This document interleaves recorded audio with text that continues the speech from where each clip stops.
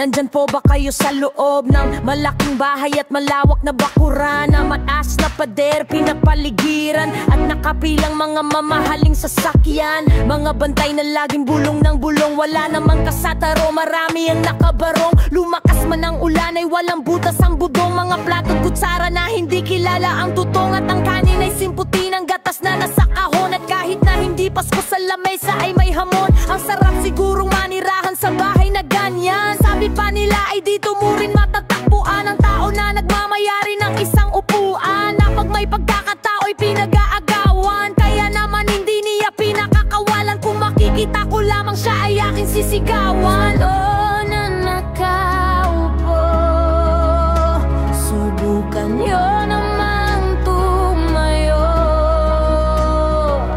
at baka matanaw, at baka matanaw ninyo ang tunay na kalagayan ko.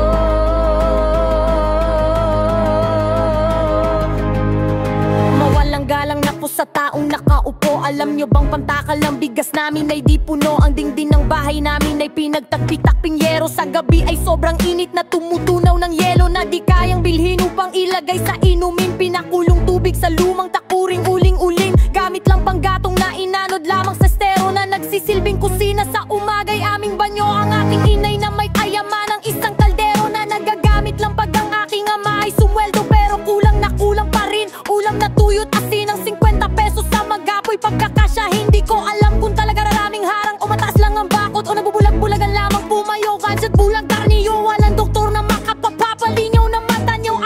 Huwag kang masyadong halata, bato sa langit, ang mata mo'y huwag magkalito. Bato sa langit, ang mata man ay huwag masyadong halata.